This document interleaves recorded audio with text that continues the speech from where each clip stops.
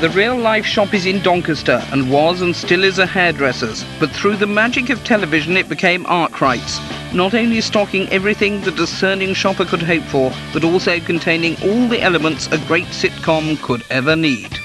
The shop was an ideal situation. Unlimited props, for instance. You've got the ability for people to walk in and out. Different characters. You get rid of a character as soon as you wanted him.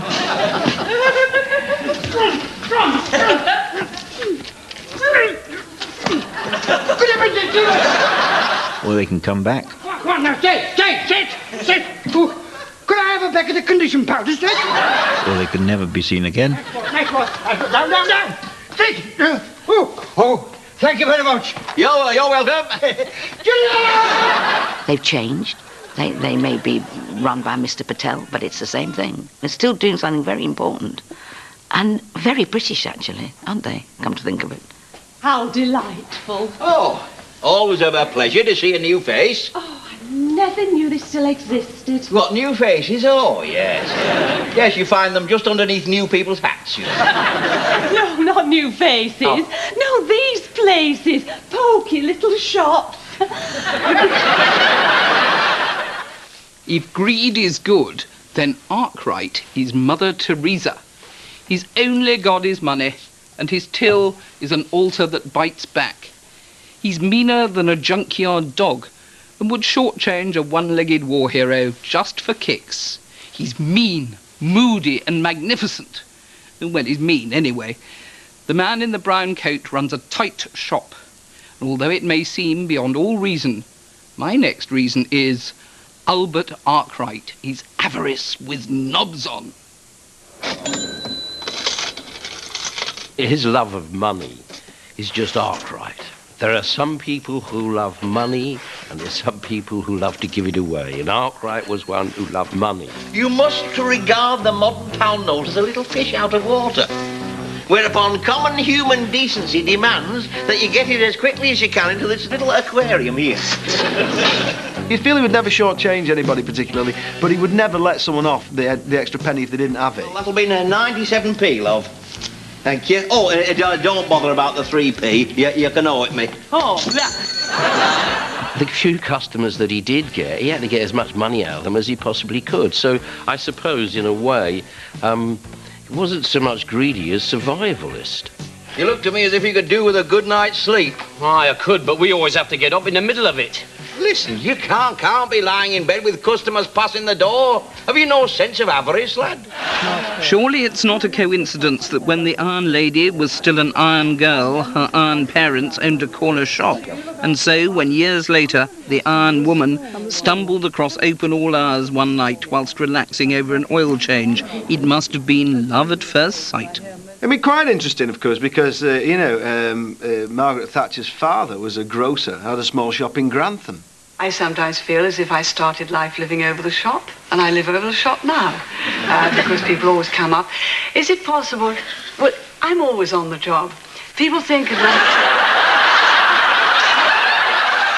I think Margaret Thatcher might have been an Arkwright if she'd had a better stutter. The ladies not for turning. I wouldn't have minded him as Prime Minister, actually. He wouldn't have wasted a lot of money. But, yeah, I think Arkwright for Prime Minister is not a bad idea. Dad, if you're listening up there, I am once more in control.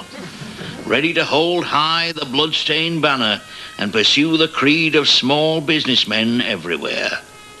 Fleece them for every penny they've got.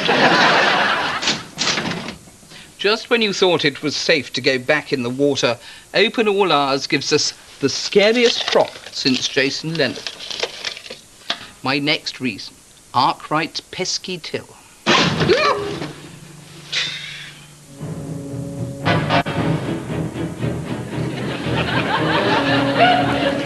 Come on, you're not playing the Warsaw Concerto. Get it in.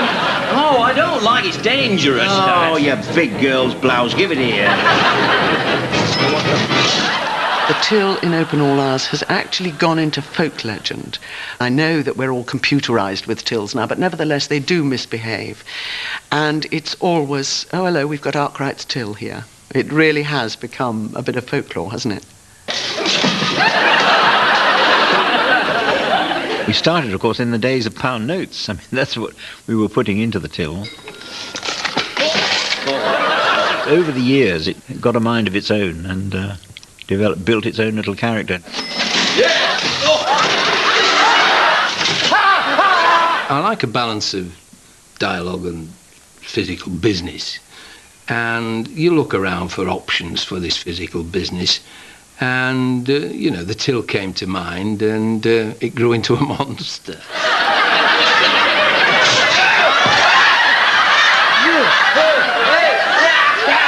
The props department got cleverer and cleverer, and it was doing everything except speaking by the end of the series. What we had to do was to have a cable fixed out the back, connected to the till, with a handle on the cable. The agreed procedure was that he would put his fingers against the till drawer, and that would be the signal. And this worked perfectly for several episodes, until the day that Ronnie didn't just put his fingers against the till, but he may have hooked his thumb over the drawer. And when the till was slammed shut, Ronnie's reaction to camera was real. You know, you could lose most of your basic equipment standing right here. It did symbolise Arkwright's sort of snapping, grabbing greed, because the till was like Arkwright's wallet. It went bang, grabbed anything that came by.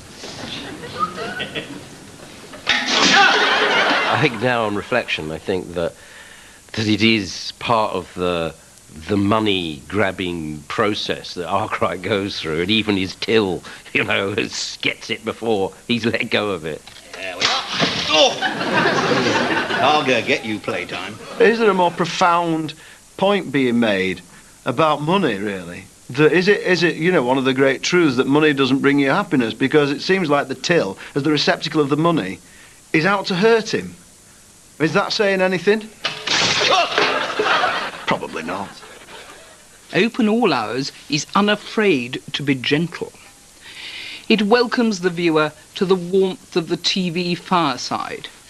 It's undemanding, but at the same time, strangely intoxicating.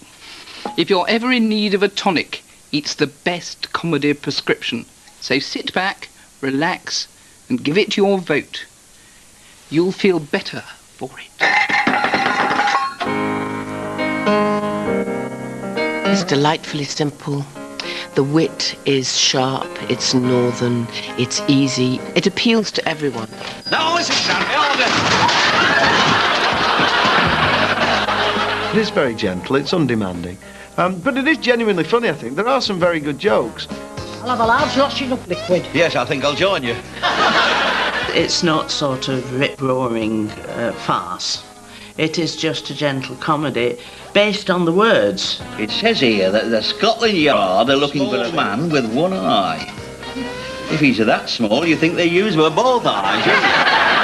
I do think we miss that sort of gentle, not so vicious, you know, sort of humour, character-based. I think that's what we sort of miss. Oh! Furniture polish. Its job is to entertain, amuse, and make people feel better. And I think it's still doing its job after all these years. Was that your grandmother under all them boxes? Well, it was either him or a very bold shoplifter. Yeah. Stammerers were the great unheard until one man turned up, nervously stumbling his way through excruciatingly embarrassing conversations and depressed millions with his unoriginal performances. But that's enough about Gareth Gates. My next reason is Shop Idol, the godfather of the stutter. Oh, good morning, Mrs. Jackson. It gave him an opportunity to do what he likes to do with the English language, and both respect it and throw it all over the place. Down a bit. How far? I'll tell you when to stop. Why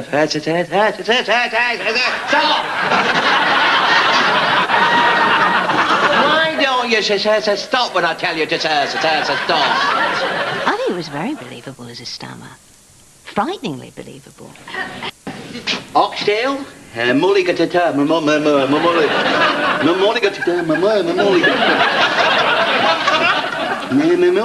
tomato. Ronnie Barker perhaps didn't display the stutter perhaps in the most realistic of manners, but then does it matter? I mean, the fact was, yes, he was showing that stutterers are just normal people who just have slight problems talking. Are you having treatment for that? For what? Your impediment. I haven't got an impediment. It just gave the cutting edge, I think, to his character that made him stand out even more than he would have done normally as Arkwright. And it gave Arkwright that edge that no one else had got. There's enough dirt on there to fill the black hole of the black hole of the black hole of the Hanging Gardens of Babylon. Cold on paper, Arkwright's character is not awfully pleasant. So I think the guy needed some kind of flaw that people could, get a bit of their own back with. It all started when we had It's no good. I can't understand Morse code. I'm trying to say BBC 2. That's what I'm trying to say. Is it funny to laugh at a man with a stammer? Yes. Look at the price. That's 222 per pound, 22 per fee. I'm not paying that. I can't even say it. Certain people's afflictions and nervous tics and things are funny. Whether it's right or not almost doesn't come into it. Who's this one for? Number 11. You got 111 written down here. Oh, heck, have I? I've started stuttering in writing now. Well, I was worried about it originally, in fact, but as soon as you've done, a couple of rehearsals, you think this is even funnier. Granville, how do you spell pepper? Is it 6 P's or 7?